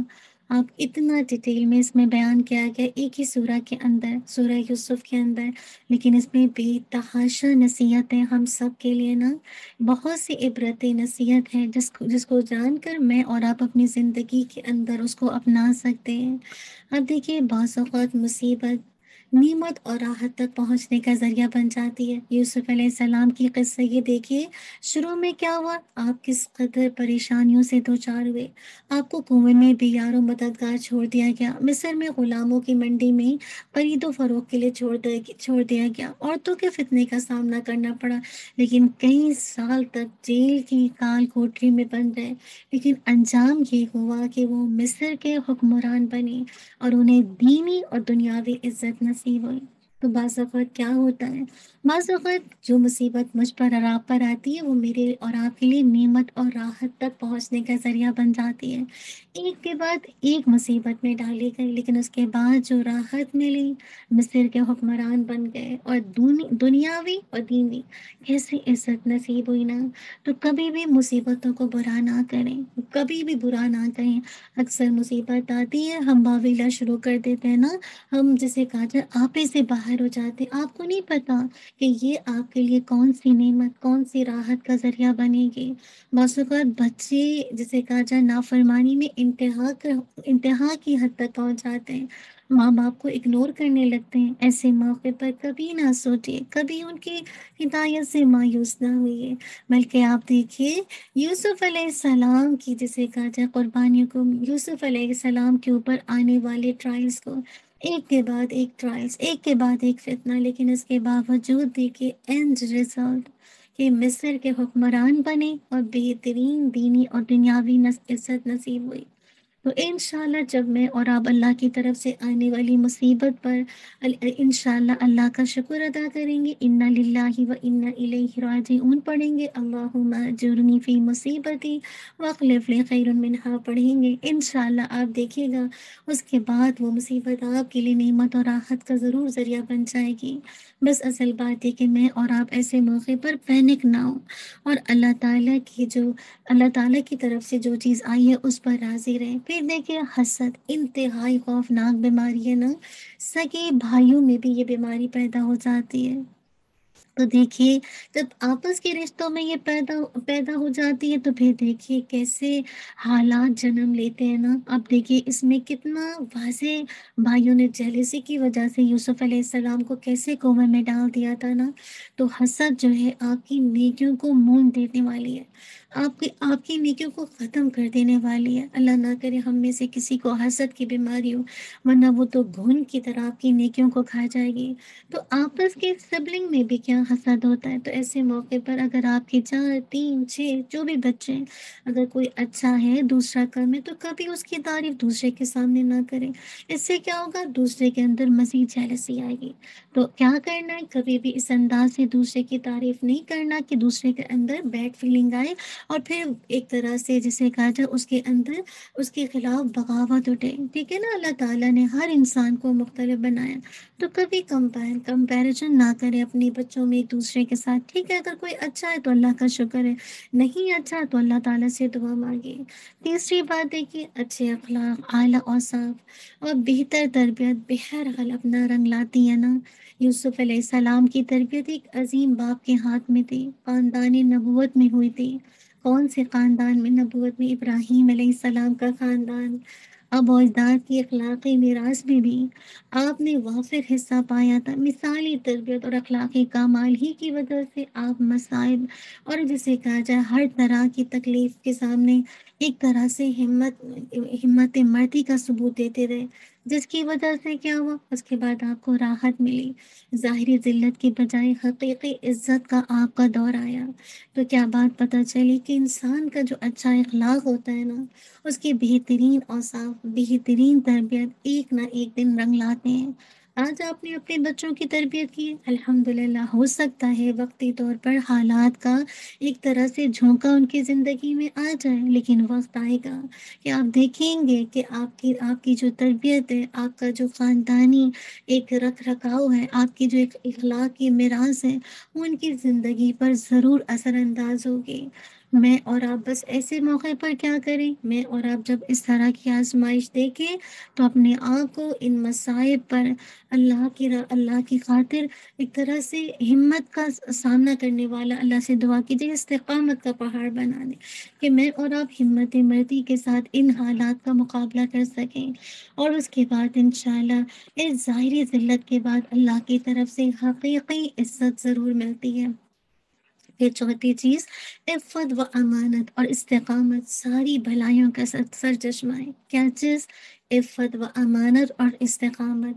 آپ دیکھیے مردوں کے لیے بھی اور عورتوں کے لیے بھی یوں ہی دین پر جمے رہنے والوں کو ایک نہ ایک دن عزت اور احترام حاصل ہو کر رہتا ہے، اور حقیقت اور حق کو جتنا بھی چھپایا جائے بالآخر وہ ظاہر ہو کر رہتے ہیں نا۔ تو جتنا زیادہ آپ پاک دامنی کے ساتھ رہیں گے، امانتوں کا پاس کریں گے، استقامت کا پہاڑ بنیں گے، ساری بھلائیاں آپ کے دامن میں آ جائیں گی۔ اللہ کرے ہم جم کے رہ جائیں۔ ہم چاہتے نا کہ ہمیں عزت اور احترام ملے، بس اس دین کے راستے میں استقامت اختیار کیجیے۔ جتنا زیادہ جم جائیں گے، چاہے لوگ آپ کو جتنا برا بھلا کہیں، آپ کو پتہ نہیں فناٹک کہتے ہیں، آپ کو جسے کہا جائے حجابی کہتے ہیں، آپ کو پتہ نہیں کس کس القابات سے نوازیں، لیکن ایسے موقع پر حق کو جسے کہا جائے تھام لیں گے تو بالآخر انشاءاللہ حق ظاہر ہو کر رہ جائے گا، اور ایک دن وہ خود آپ کو مان جائیں گے۔ پھر یہ دیکھیے مرد اور عورت کا اختلاط اور خلوت میں میل جول فتنے کا باعث ہوتا ہے نا۔ نہ زلیخا کو خلوت میں اثر آتی اور نہ ہی وہ برائی کی منصوبہ بندی کرتی۔ اسی لیے اسلام نے جسے کہا جائے مرد اور عورت کو اکیلے تنہا ملنے سے منع کیا، حرام قرار دیا ہے۔ اللہ کے نبی صلی اللہ علیہ وسلم نے فرمایا جب مرد اور عورت تنہائی میں ملتے ہیں تو ان کے ساتھ تیسرا فرد شیطان ہوتا ہے۔ تو یاد رکھیے، اپنے بچوں کو بھی بتائیے۔ اکثر یہاں پہ بوائے فرینڈ گرل فرینڈ کا چکر ہے، تو یاد رکھیے ٹھیک ہے آپ کے بچے یونیورسٹی جاتے ہیں، وہاں پہ کلاسز ہوتی ہیں، لیکن اس بات کی اپنے اللہ تعالیٰ سے دعا کیجیے کہ آپ کے بچے تنہائی میں، جسے کہا جائے آپس میں ایک دوسرے کے ساتھ، مرد اور عورت ایک دوسرے کے ساتھ جسے کہا جائے میل جول نہ کریں۔ یہ چیز بہت پہ فتنے کا باعث بنتی ہے، اور یہ تنہائی ہوتی ہے کہ شیطان اس میں ایکٹیو ہو جاتا ہے نا۔ جاب پہ دیکھیے بعض اوقات آپ ایک کیبن میں بیٹھے ہوتے ہیں مرد اور عورت، اگر آپ ایک مرد اور ایک عورت ہیں تو وہاں سے ہٹ جائیے اور اللہ سے دعا کیجیے۔ ٹھیک ہے 4-5 مرد ہیں، 2-3 عورتیں ایک ساتھ بیٹھی تو ٹھیک ہے، اس وقت تنہائی نہیں ہے، لیکن ایک جسے کہا جائے یہ جو خلوت ہوتی ہے نا، یہ جو اختلاط ہے، یہ کمبائن جو دعوتیں ہوتی ہیں، یہ بہت زیادہ جسے کہا جائے فساد کا ذریعہ بنتی ہے، فتنے کا ذریعہ بنتی ہے۔ اللہ تعالیٰ ہم سب کو اس طرح کے آپ جسے کہا جائے چھپی دوستی سے بچا کے رکھیں، کیسے اللہ تعالیٰ نے یوسف علیہ السلام کو بچا لیا نا۔ یہ جو خلوت میں میل جول ہے، یہ دراصل انسان کی عزت کو داغدار کرتا ہے، بیسیکلی انسان کو فتنے میں مبتلا کرتا ہے۔ تو ہم سب اس بات کا اہتمام کریں کہ کبھی بھی جسے کہا جائے اس طرح کی محفلوں کو پروموٹ نہ کریں۔ پھر دیکھیں کہ ذات باری تعالیٰ پر ایمان اور عقیدے کی پختگی سے مصائب کا برداشت کرنا اور اخلاقی نجاستوں سے دامن بچانا آسان ہو جاتا ہے۔ تو کیا چیز؟ اللہ پر ایمان اور عقیدے کی پختگی، اسٹرانگ عقیدہ، یہ دو چیزیں ہیں نا، اگر یہ دو چیزیں ہوں گی تو آپ مصائب کو آسانی سے ٹالریٹ کر پائیں گے، اور ہر طرح کی جو بیڈ جسے کہا جائے مینرز ہوتے ہیں نا، اخلاقی نجاستیں، اس سے پھر اپنا دامن بچائیں گے۔ تو جب کبھی میں اور آپ گناہ کرتے ہیں نا، تو اس کی وجہ بھی یہی ہوتی ہے کہ ایمان کی کمزوری اور عقیدے کا پختہ نہ ہونا، تو اس کو اسٹرانگ کریں گے۔ پھر یہ دیکھیں کہ مومن کو چاہیے کہ وہ ہر تنگی اور پریشانی کے وقت صرف اللہ کی طرف رجوع کرے۔ آپ دیکھیے جب عزیز مصر کی بیوی نے برائی کا ارتکاب نہ کرنے کی صورت میں جیل کی دھمکی دی، تو آپ نے معصیت پر مصیبت کو ترجیح دیتے ہوئے اپنے رب کو پکارا تھا، اے میرے رب، جیل مجھے اس برائی سے زیادہ محبوب ہے جس کی دعوت یہ عورتیں مجھے دے رہی ہیں۔ اللہ اکبر۔ تو کیا بات پتہ چلی؟ بعض اللہ والوں کے بارے میں آتا ہے کہ جب کسی مصیبت اور بیماری میں مبتلا ہونے کی وجہ سے ان سے تعزیت کی گئی تو انہوں نے کیا جواب دیا؟ الحمدللہ، اللہ کا شکر ہے مصیبت میں مبتلا ہوں، معصیت میں نہیں۔ تو مومن کا کیا رویہ ہوتا ہے؟ ہر تنگی، ہر پریشانی میں اللہ کی طرف رجوع کرتا ہے۔ آپ دیکھیے کہ کیسے جسے کہا جائے جب برائی کا ارتکاب دے رہی ہے تو کیسے یوسف علیہ السلام جیل کو جسے کہا جائے پسند کرتے ہیں کہ اللہ مجھے جیل زیادہ محبوب ہے اس کی دعوت سے جو یہ عورتیں مجھے بلاتی ہیں۔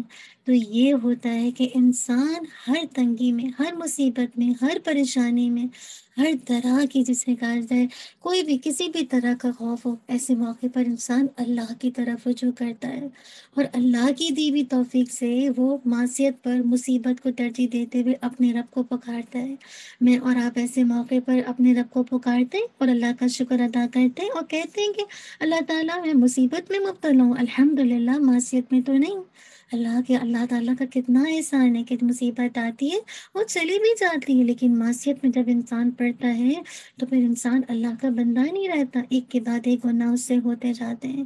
تو اللہ تعالیٰ مجھے اور آپ کو ہر وقت جب کبھی ہم سے بشری تقاضے کے تحت کبھی کوتاہی ہو جائے فوراً اللہ کی طرف رجوع کرنے والا بنائے۔ پھر دیکھیے سچا دائی دین جو ہوتا ہے انتہائی مشکل اور پریشان کن حالات میں بھی دعوت کے فریضے سے غافل نہیں ہوتا۔ یوسف علیہ السلام کو دیکھیے جیل میں بھی دعوت و تبلیغ اور اصلاح و ارشاد کا کوئی موقع ہاتھ سے جانے نہیں دیتے۔ جو لوگ آپ سے اپنے خواب کی تعبیر پوچھنے کے لیے آئے ان کو بھی آپ نے پہلے توحید کی دعوت دی اور اس کے بعد خواب کی تعبیر بتائی، اور کہا جاتا ہے کہ جیل کے قیدیوں نے آپ کی دعوت سے متاثر ہو کر ایمان قبول کر لیا تھا، خود مصر کا بادشاہ بھی اسلام لے آیا تھا۔ اللہ اکبر۔ تو میں اور آپ کیا کریں؟ جو سچے دائی ہوتے ہیں نا وہ مشکل اور پریشان کن حالات میں جو کرنے کا کام ہے دعوت کا فریضہ اس سے کبھی غافل نہیں رہتے۔ آپ دیکھیے جیل میں بیٹھے ہیں اس وقت بھی کیا نگاہ جو ہے وہ دعوت و تبلیغ کی طرف ہے، جہاں دوسرے کی ہیلپ کرنا مطلوب ہے وہاں مقصد کیا ہے کہ اللہ کی بات توحید کی بات لوگوں کو دی جائے، اللہ کی طرف لوگوں کو بلایا جائے۔ کیا میری اور آپ کی ایسی فکر ہوتی ہے کہ مشکل حالات میں تو ہم اکثر کام چھوڑ دیتے ہیں جو دین کا کام کرتے ہیں، اس کو بھی خیر بات کہہ دیتے ہیں کہ نہیں اب یہ کام بھی نہیں ہو سکتا۔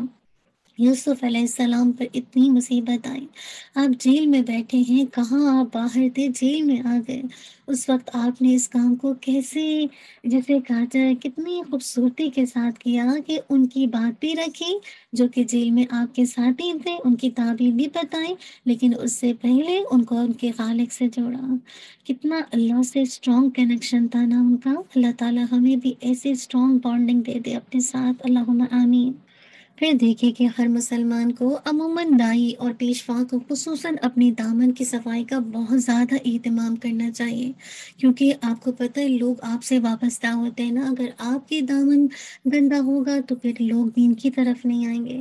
تو یوسف علیہ السلام کو کئی سال بعد جب رہائی نصیب ہوئی تو آپ نے اس وقت تک جیل سے باہر قدم رکھنے سے انکار کر دیا جب تک کہ آپ کی برات اور طہارت کا اعلان اور اعتراف نہ کر لیا جائے، تاکہ کل آپ کو یہ تانا نہ دیا جائے کہ معاذ اللہ تھے تو مجرم مگر رحم اور ترس کھاتے ہوئے رہا کر دیا گیا۔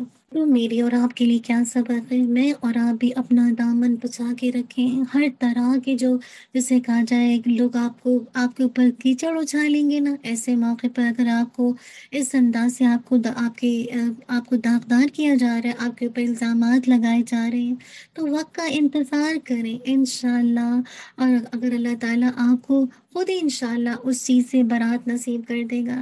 آپ دیکھیے جب یوسف علیہ السلام کی رہائی کی باری آ رہی ہے تو آپ باہر قدم رکھنا نہیں چاہتے، پہلے اپنی برات چاہتے ہیں تاکہ جو حقیقت ہے وہ کھل کر سامنے آ جائے۔ اب دیکھیے جتنا زیادہ ایک دائی دین، ایک دین کا پیشوا اپنے دامن کی صفائی رکھتا ہے نا، اتنا ہی زیادہ وہ لوگوں کا ایک کانفیڈنس بلڈ کرتا ہے نا۔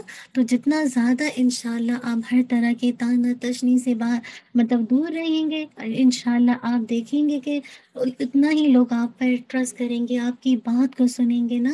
تو آپ نے اسی وجہ سے اپنا دامن دھویا تاکہ لوگ یہ نہ سمجھے کہ یہ مجرم تھا مگر رحم و ترس کھانے کی وجہ سے رہا کر دیا۔ اور دیکھیے کیسے بادشاہ کے دریافت کرنے پر تمام بیگمات مصر نے گواہی دی کہ یوسف انتہائی پاکیزہ کردار کے انسان ہیں۔ عزیز مصر کی بیوی نے بھی آپ کی پاک دامنی کا اعتراف کرتے ہوئے کہا ذالک لیعلم انی لم أخنه بالغیب وأن اللہ لا يهدي القید القائمین۔ میں یہ بات اس لیے بتا رہی ہوں کہ میرا شوہر جان لے کہ میں نے اس کے پیچھے کوئی خیانت نہیں کی، اور اللہ خیانت کرنے والے کی چالوں کو بھی کامیاب نہیں کرتا، اور میں اپنے نفس کو بری نہیں ٹھہراتی، بے شک نفس تو برائی کا حکم ہی دیتا ہے سوائے اس کے کہ جس پر میرا رب رحم کرے۔ الا ما رحم ربی، بے شک میرا رب مجھے بخشنے والا اور رحم کرنے والا ہے۔ اب دیکھیے، ایک طرف وہ اعتراف گناہ کر رہی ہے، ساتھ ہی عذر گناہ بھی بتا رہی ہے کہ یہ نفس کی شرارت ہے، کہ وہ بدی پر اکساتا ہے۔ نفس کی شرارتوں سے صرف اللہ ہی بچا سکتا ہے۔ اللہم رحمتک ارجو فلا تکلنی الی نفسی طرفت عین واصلح لی شأنی کلہ لا الہ الا انت۔ اے اللہ، میں تیری رحمت کی امید رکھتا ہوں، مجھے پلک جھپکنے کے دوران بھی نفس کے حوالے نہ فرما، میرے ہر معاملے کی اصلاح فرما، تیرے سوا کوئی معبود نہیں، آمین۔ آپ دیکھیے کہ انسان کا جو نفس ہے نا، اس دنیا میں انسان کا نفس بدترین دشمن ہے۔ اگر آپ اس کو صحیح سے ٹیمپٹ نہیں کریں گے، آپ اس کو نفس لوامہ اور پھر نفس مطمئنہ کی طرف نہیں لائیں گے، تو یہ تو ہمیشہ آپ کو برائی کی طرف لے جائے گا۔ بہت ضرورت ہے رمضان کی گھڑیوں میں نفس کی شرارتوں سے بچنے کے لیے ان دعاؤں کا اہتمام کریں کہ جس سے میں اور آپ نفس کی شرارتوں سے محفوظ رہیں۔ اللہ سبحانہ و تعالی ہم سب کو واقعی ہر طرح کی نفس کی شرارت سے بچا لے جو مسلسل ہمیں پرووک کرتا ہے برائی کی طرف۔ اگر آپ برائی کی طرف زیادہ انڈلج ہو جاتے ہیں اور برائی میں جلدی چلے جاتے ہیں، اس کا مطلب یہ ہے کہ نفس امارہ ہے، اس کو اب لوامہ بنانے کی ضرورت ہے، ضمیر کی آواز کو زندہ کرنے کی ضرورت ہے، ورنہ اس نفس کے ساتھ گئے تو بڑی ہلاکت ہے۔ اللہ سبحانہ و تعالیٰ واقعی مجھے اور آپ کو صحیح معنوں میں ان قصوں سے جسے کہا جائے سبق لے کر بہترین انداز سے اپنی زندگی میں امپلیمنٹ کرنے والا بنا دے۔ اور یاد رکھیے، جتنا زیادہ آپ انشاءاللہ صبر کے ساتھ اور اللہ کے حکموں پر عمل کرتے جائیں گے تو انشاءاللہ اللہ کی رحمت ضرور آئے گی۔ وقت لگتا ہے کہ انسان کا نفس آہستہ آہستہ ہی درست ہوتا ہے نا۔ ایسا نہیں ہوگا کہ آج آپ نے قرآن کی کلاس جوائن کی اور اب آپ ایک دم سے گناہ سارے ختم ہو جائیں گے، نہیں، وہ تھوڑا تھوڑا گریجولی پروسیس ہوتا ہے، الا ما رحم ربی۔ شرط یہ ہے کہ آپ اخلاص کے ساتھ آئی ہوں اور اپنی اصلاح کے لیے آئی ہوں، تو پھر تو اللہ تعالیٰ غفور و رحیم ہے۔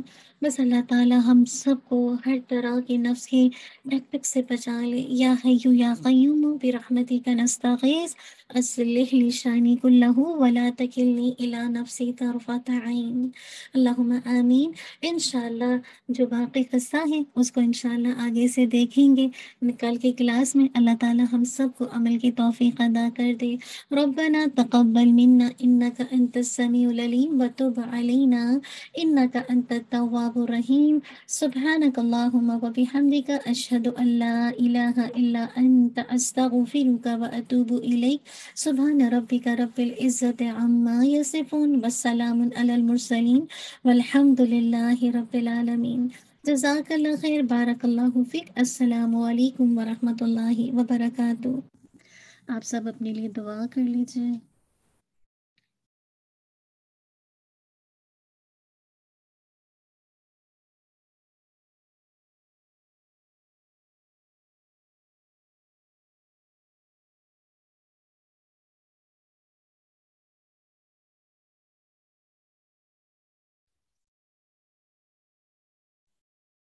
مجھے امید ہے کہ آپ سب نے اپنے لیے دعا کر لی ہوگی۔ اللہ سبحانہ و تعالیٰ جو بھی ہم دعائیں کریں اپنی رحمت سے اس کو قبول کر لے، اللہم آمین۔ چلیے انشاءاللہ مجھے امید ہے کہ آج کے لیسن سے آپ کو فائدہ ہوا ہوگا۔ آج بہت ہی خوبصورت جز تھا اور بہت ہی خوبصورت سی صورت اسٹارٹ ہوئی تھی الحمدللہ، جس کو احسن القصص کہا جاتا ہے۔ اللہ تعالیٰ ہم سب کو ان قصوں سے، واقعات سے اپنے لیے اور انشاءاللہ عبرت لینے والا بنائے، سبق لینے والا بنائے اور عمل کی توفیق عطا کر دے۔ سسٹر افشاں پلیز انشاءاللہ آپ مائک لے لیجیے، پھر انشاءاللہ آپ میں سے جو بھی پلیز اگر اپنی شیئرنگ کرنا چاہتا ہے تو ضرور پلیز آپ اپنے ہینڈ ریز کر دیجیے۔ ٹائم تو کم ہوتا ہے لیکن پھر بھی انشاءاللہ۔ جزاک اللہ خیر، بارک اللہ فیک۔ السلام علیکم ورحمۃ اللہ وبرکاتہ۔ وعلیکم السلام ورحمۃ اللہ وبرکاتہ۔ اتنا خوبصورت قصہ ہے، جتنی دفعہ سنو بہت مزہ آتا ہے۔ بہت اچھا لگتا ہے اور کتنا کچھ ہمیں اس میں سیکھنے کو ملتا ہے۔ آج کے دونوں آیتوں میں ہم نے جو قصے سنے ہیں جس سے ان کی آزمائشیں جو بتائی گئی ہیں، جو نبیوں کی آزمائشیں تھیں، اس کے سامنے تو ہماری کوئی آزمائش ہے ہی نہیں، لیکن ہم اتنے پیچھے رہ گئے ہیں کہ ہم کوئی محنت ہی نہیں کرتے، بلکہ ہم چھوٹی چھوٹی چیزوں میں آزمائش ڈال کے خود اپنے لیے آزمائش ڈال لیں۔ تو بس اللہ ہمیں صبر دے اور ہمیں تقویٰ دے، جس کی ہم نے شروع میں بات کی کہ ہمارا تقویٰ اگر مضبوط ہوگا تو پھر ہم ان چیزوں سے نکلنے میں ہمیں آسانی ہوگی اور صبر کا ساتھ ہم سے نہ چھوٹے۔ آمین ثم آمین۔ بارک اللہ فیک۔ بہت اہم بات ہے نا صبر اور تقویٰ، یہ جو کی ہے جسے کہا جائے کامیابی کے لیے، اور جیسا آپ نے کہا نا کہ واقعی حیرت ہوتی ہے کہ اتنی آزمائش کی بھٹی میں یہ سب دھوئے گئے اور ہمارے پاس تو تھوڑی تھوڑی سی بھی آزمائش آتی ہے اس پر ہماری چیخیں نکل جاتی ہیں۔ مراد ہے کہ ہم وہ بھی نہیں چاہتے کہ وہ بھی ہمارے اوپر نہیں آئے۔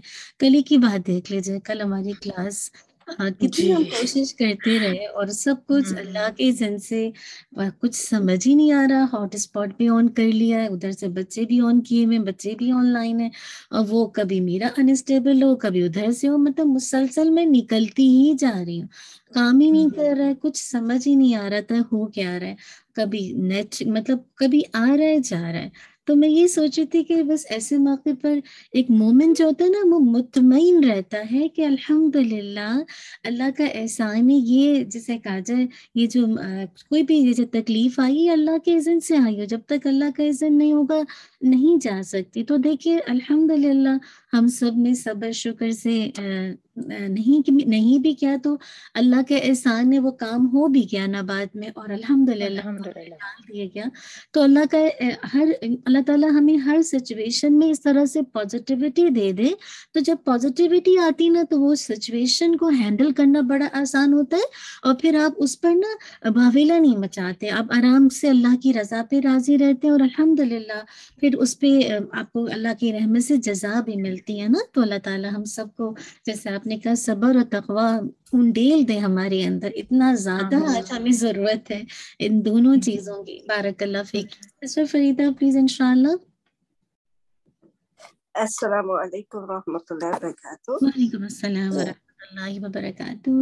جی بس میں نے وہ بات جو ہے کہ اللہ ہمیں دیکھ رہا ہے، یہ اگر ہم یاد رکھیں کہ ہر وقت we are like under the microscope, اور اللہ تعالیٰ ہمیں ہماری موومنٹ سب کچھ جانتا ہے۔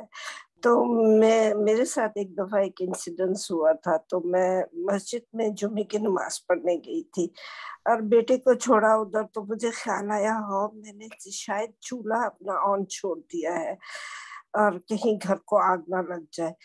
اور اس دوران میں پینک میں جو نکلی ہوں، میں نے وہ ساتھ والے کی گاڑی کو اسکریچ کر دیا، اور اس کے بعد میں آ گئی اور دیکھا چولہا آف تھا۔ واپس آئی ہوں تو اس کے بعد مجھے خیال آیا، میں نے کہا this is not something right, I didn't do, Allah is watching about me, میں اس بندے کو کیا کہوں گی آخرت میں۔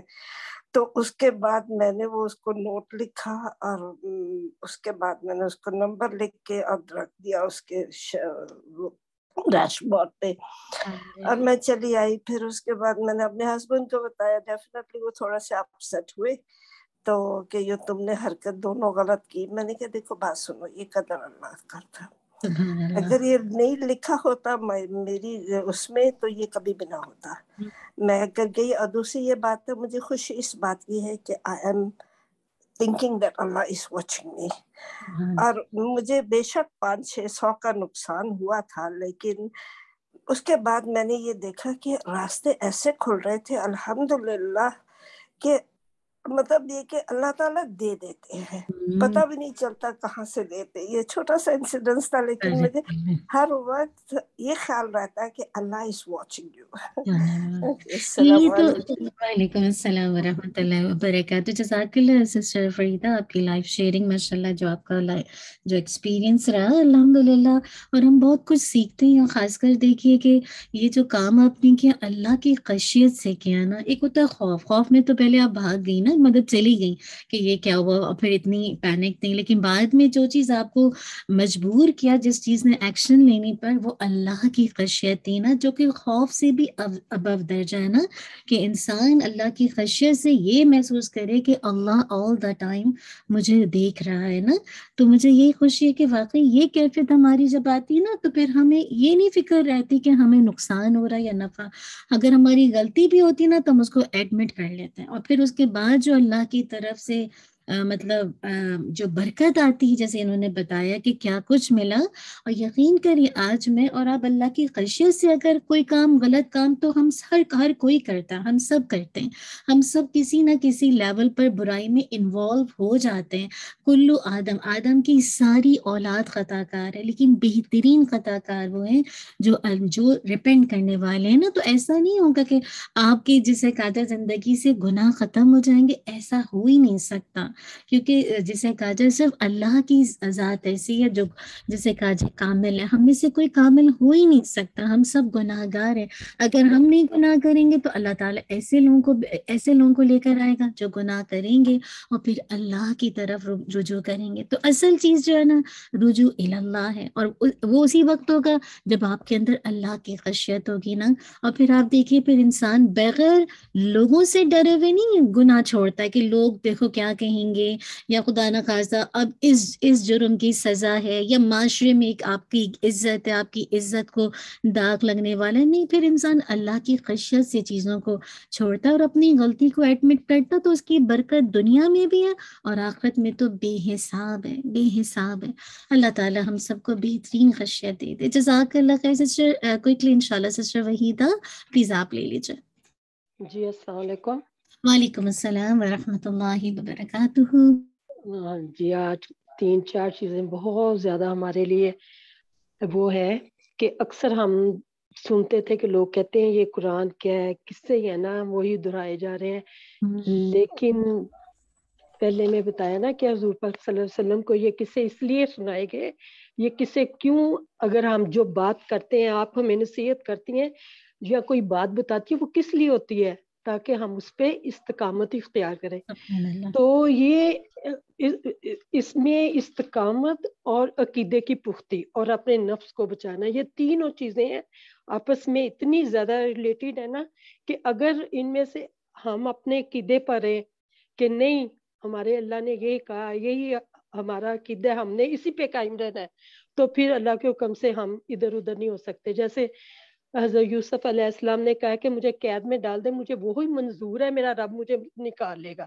ان کو یہ پختہ یقین تھا، ان کا مطلب عقیدہ اتنا زیادہ تھا سٹرونگ کہ انہوں نے جیل میں جانا لیکن دیکھے وہاں انہیں خیر ملی. تو اسی طرح ہم جس جگہ پہ بھی استقامت اختیار کریں گے، کسی کام میں بھی، گھریلو کام میں، باہر کے کام میں، اگر ہماری استقامت ہوگی تو وہ تکمیل تک پہنچے گا. اگر ہم ادھر ادھر کرتے رہیں گے یہ کیا ہے وہ کیا ہے، اسے دیکھ لیں وہ کس طرح عبادت کرتا ہے، ان کا کیسا دین ہے، ان کے کیا ہے، تو وہ ہم ڈسٹرب رہیں گے نا. 3-4 چیزیں اس میں اتنی اچھی چیزیں ہیں نا کہ ہم نے اپنے نفس کو بچانا ہے کہ ہم دیکھا دیکھی ایسے، پھر ان کے بھائیوں کا بتایا ہوا ہے کہ یہ دنیا کے ساتھ ہی یہ چیز چلی ہے. یہ کسی قرآن پاک سے پڑھنے سے یہ ہمارے لیے بہت زیادہ کہ ہم مضبوط، واقعی جیسے میں نے کہا نا کہ آپ بتاتی ہیں تو ہم غور کرتے ہیں کہ کیا کیا باتیں کی ہیں. تو اسی طرح دیکھیں حسد، رشک، یہ ہر چیز اس میں بتا دی گئی ہے کہ ان کے بھائیوں نے ان کے ساتھ کیا سلوک کیا ہے. نبی صلی اللہ علیہ وسلم کو یہ سارا کچھ بتا کے کہا کہ آپ بھی اتنی مضبوطی استقامت آپ بھی اختیار کریں تاکہ آپ لوگوں کا مقابلہ کر سکیں. دین کے مقابلے میں انہوں نے مقابلہ کیا. تو ہمارے لیے یہ کیا ہے کہ جو جس جگہ پہ ہم اگر کوئی ارادہ کریں تو اسے اس پہ قائم رہیں کہ نہیں میں نے یہ کورس کرنا ہے تو کرنا ہے. کوئی بھی اللہ تعالیٰ کوئی اور کام کے لیے بھی سوچے تو اس پہ پھر وہ اس پہ قائم رہیں. لوگ کہتے ہیں حسد بھی ہوتا ہے، ہر چیز ہوتی ہے دنیا میں، لیکن اگر کسی معاملے میں بھی ہم استقامت اختیار کریں تو انشاءاللہ تعالیٰ اللہ خیر ہی کرے گا. جیسے ان کے دیکھ کے پیغمبروں کو دیکھ کے وہ ہوتا ہے کہ کتنا کچھ انہوں نے سختیاں برداشت کی اور ہمیں صبر کی اور اپنے نفس کو قابو کرنے کی. یہ نفس ہی ہے نا جو ادھر ادھر चलता है कि चलो ये कितना अच्छा लग रहा है, कितनी अच्छी चीज है, लेकिन उसको मारना है। जी अल्हम्दुलिल्लाह, बारकल्लाह सिस्टर वहीदा, माशाल्लाह ला कुव्वता इल्ला बिल्लाह। वही बात है आपकी लास्ट में, जो बिल्कुल नफ्स को इस्तिकामत के लिए ज़रूरी है कि बार बार रिपीटेशन है। अल्हम्दुलिल्लाह कि मैं और आप बार बार रिपीट करते जाएं, इन किस्सों को सुनते जाएं, ताकि कुछ ना कुछ हर दफ़ा आप सोच के लिए अपना पॉइंट्स लेते हैं कि नहीं मैंने तो हर दफ़ा आपको इतने पॉइंट्स मिलते हैं कि दिल चाहता है कि ओ अच्छा इस पे वर्क करेंगे। लेकिन आप देखिए हमारे अंदर इस्तिकामत कितने दिन तक होती है, 3 दिन 4 दिन, हफ्ता 2 हफ्ता, फिर हम जैसे अगर सपोज करिए वुदू की आदत डालते हैं, कितने दिन तक इसको कायम रखते हैं, थोड़े दिन तक, फिर कोई सुस्ती आती फिर छोड़ते हैं। हमारा हाल तो ये है ना। तो इस्तिकामत के साथ ही नफ्स की इस्लाह हो सकती है ना। तो अल्लाह ताला मेरे और आपके लिए आसान करे। सिस्टर फहमीदा क्विकली इंशाल्लाह आप ले लीजिए। जी सिस्टर, अस्सलाम वालेकुम रहमतुल्लाहि व बरकातुहू। वालेकुम अस्सलाम वरहमतुल्लाहि मुझे वबरकातुहू। ये हजरत नूह अलैहिस्सलाम के बेटे का किरदार है जो, जी जी जी मुझे ये उसको अब सोचने वाली ये बात है कि देखें हजरत नूह अलैहिस्सलाम पैगंबर थे और ये जानते ही नहीं थे कि मेरा बेटा किस हाल में है। सुभान अल्लाह। तो नंबर वो है कि अल्लाह ताला जो है वो दिलों के हाल वही बेहतर जानता है। तो इससे सबसे जो ज्यादा चीज उभर के सामने आती है वो है कि अल्लाह हर वक्त देख रहा है, उससे तकवा कितना जरूरी है। तो दूसरी बात ये है कि ये तो बात नबी करीम सल्लल्लाहु अलैहि वसल्लम को भी आपने भी अपने फरमाया था कि भी मेरी फूफी की बेटी सफिया मुझसे ले लो जो कुछ इधर चाहती हो, या हज़रत फातिमा को भी कहा था मैं उधर नहीं किसी को छुड़ा सकता। तो ये साबित हुआ कि हमारे लिए तो अल्लाह का डर और उसकी रहमत है। चाहे हम जमीन से लेके आसमान तक हम नेकियां करते रहें, लेकिन जितनी देर तक उसकी रहमत जोश में नहीं आएगी, हमारी बख्शिश नहीं होगी, तो उससे अपने नफ्स को ये है कि ये बचाना है और तौबा पे आमादा करना है हर वक्त के वो तौबा करे और उसकी रहमत से जो है ना अल्लाह ताला की रहमत जो है उसको जोश दिलाए, ना कि हमारी नेकियां वहां काम आएंगी। कि ये कोई जब नबी नहीं बचा सकते अपनी औलाद को, वो उससे बेखबर हो सकते हैं, तो हम क्या हैं। तो सही मुझे बात तो है। ये डर लगता है कि भी अल्लाह ताला से हर वक्त, मेरी सास थी अल्लाह ताला जन्नत बख्शे, तो अब मुझे उनकी बात याद आती है। तो उस वक्त मैं कहती थी कि ये क्या बात करती हैं। वो कहती थी चाहे कुछ करे कोई या ना कोई करे, वो डरे जरूर। जी तो अल्लाह का डर जो है वो हर वक्त हर जगह, क्योंकि वो अभी सिस्टर फरीदा ने बताया ना कि एक हम उसके माइक्रोस्कोप के नीचे बैठे हुए हैं, तो हर वक्त डर के वो तो हमें वाच कर रहा है। तो मुझे ये अल्लाह का डर जो है ना, ये बात जो है ये बहुत अच्छी लगती है कि भी अपने आप को हर वक्त उसके नीचे ही रखें, समझें मेरी हर हर हरकत वो देख रहा है। सुभान अल्लाह। बारकल्लाह सिस्टर फहमीदा। बस वही बात है कि हिदायत अल्लाह ताला की ज़ात देने वाली है, हमारा काम है कि मैसेज को कन्वे करना। बाकी ये कि कौन हिदायत पाएगा कौन नहीं, तो ये तो सिर्फ अल्लाह ताला बेहतर जानता है। लेकिन हाँ, दुआ करते रहना चाहिए और अपना काम नहीं छोड़ना चाहिए कि जो बात मैं और आप सीखें थोड़ा थोड़ा बच्चों को ग्रेजुअली मुख्तलिफ जिसे कहा जाए अंदाज से सिखाएं ना। आजकल के जो बच्चों को आप देखिए, अगर आप उनको अपनी तरह बिठाएं, बच्चे नहीं बैठते, बच्चों से ग्रैब भी नहीं करते। मौके महल देख के ना छोटी सी बात कह दी और फिर आगे चले गए। आप देखिएगा वो बात उनको याद रह जाती है। तो अल्लाह ताला हिकमत के साथ इंशाल्लाह इसको करने वाला बनाए। सिस्टर आफिया प्लीज आप क्विकली ले लीजिए। सिस्टर आफिया आप माइक ले लीजिए, आपका हैंड रेज है। आई थिंक सिस्टर आफिया आप हैं यहाँ पे, आफिया आप हैं यहाँ पे। चलिए ठीक है, जज़ाकल्लाह खैरन कसीरा। आई थिंक आफिया का हैंड रेज है लेकिन मुझे अनम्यूट नहीं कर पा रही हैं शायद। चलिए जज़ाकल्लाह खैरन कसीरा, बारकल्लाहु फ़िक। इंशाल्लाह आज की आयत तदब्बर को देख लेते हैं इंशाल्लाह। व अक़ीमिस्सलाता तरफ़य नहारी व ज़ुल्फ़न मिनल लैली इन्नल हसनाति युज़हिबन सय्यिआत ज़ालिका ज़िक्रा लिज़्ज़ाकिरीन वस्बिर फ़इन्नल्लाहा ला युज़िअ अज्रल मुहसिनीन। बहुत खूबसूरत आयत है। आपने सारा दिन आज इस पे गौर व फिक्र करना है, ठीक है ना। कि और आप नमाज कायम करें दिन के दोनों एतराफ में और रात की चंद घड़ियों में। बिलाशुबा नेकियां बुराइयों को ले जाती हैं। एक तो तौबा से इंशाल्लाह आपके गुनाह माफ होते हैं, दूसरा आप नेकियां करते जाएं। इंशाल्लाह जितना ज़्यादा आप नेकी करेंगे तो आपकी बुराइयां डिलीट होती जाएंगी ना। और अल्हम्दुलिल्लाह खासकर देखिए ये कुरान ज़िक्र है ना, तो ये रिमाइंडर आपको देता है। तो मैं हमेशा ही बच्चों से कभी कोई गलती होती है तो मैं कहती हूँ आप नेकी शुरू कर दें, कोई एक नेकी कर लें इसके पीछे ना। ओके, अच्छा ठीक है। तो अब इंशाल्लाह आपने ये करना है। मुश्किल होता है ऑफ कोर्स, नेकी करना कोई आसान काम नहीं है, बुराइयों को छोड़ना मुश्किल काम लगता है, लेकिन अल्लाह की खशियत से ये चीज़ें आसान हो जाती हैं। और खास कर देखिए सब्र की बात की गई ना, क्योंकि अल्लाह ताला नेकीकारों का अजर ज़ाया नहीं करता। तो आज पूरा दिन आपने इंशाल्लाह जब नमाज कायम करेंगे तो नमाज के औकात की पाबंदी करेंगे। और ख़ास कर देखिए अगर दिन भर में कभी बच्चों पे शाउटिंग कर लिया या कभी गुस्सा खुद ही आ गया तो ऐसे मौके पर सदका कर लीजिएगा, या कोई भी ऐसी स्माइल पास कर लीजिएगा, या कोई भी जिसे कहा जाए किसी को पानी का गिलास जैसे इफ्तार के वक्त दे देना, इस नियत के साथ कि आज मैंने ये बुराई की थी। तो इंशाल्लाह ये छोटी छोटी सी नेकियां आप करेंगे और अल्लाह से इस्तगफार करेंगे तो ये इंशाल्लाह आप देखिएगा कि आपके हसनात में वज़नी नेकियां बन जाएंगी। इसके बाद आज की जो दुआएं हैं इंशाल्लाह, वो आज आपने जो भी दुआएं देखी थी वो ये हैं। इसके अलावा भी इंशाल्लाह आप अपने तौर पर देखिएगा। और फिर उसके बाद इंशाल्लाह जो करने के काम है ना, तो वो ये लिस्ट है इंशाल्लाह, आप इसको एक दफ़ा देख लीजिएगा। जो ग्रुप है उसमें ये और ये जो इंशाल्लाह ये अपलोड करके डाल दी जाती है।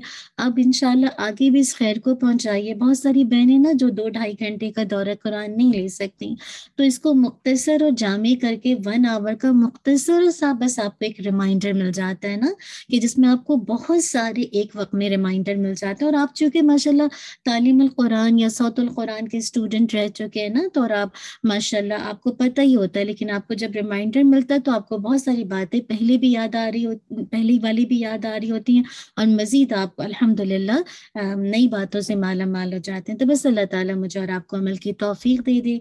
और रब्बना तक़ब्बल मिन्ना इन्नका अंतस समीउल अलीम व तुब अलैना इन्नका अंतत तव्वाबुर रहीम। सुब्हानकल्लाहुम्मा व बिहम्दिका अशहदु अल्ला इलाहा इल्ला अंता अस्तगफिरुका व अतूबु इलैक। सुब्हान रब्बिका रब्बिल इज्जति अम्मा यसिफून व सलामुन अलल मुरसलीन वल्हम्दुलिल्लाहि रब्बिल आलमीन। जज़ाकल्लाह खैरन कसीरा, बारकल्लाहु फीक। अगर कोई शेयरिंग से रह गया तो इंशाल्लाह नेक्स्ट क्लास में कर लीजिएगा। अस्सलाम वालेकुम व रहमतुल्लाहि व बरकातुहू।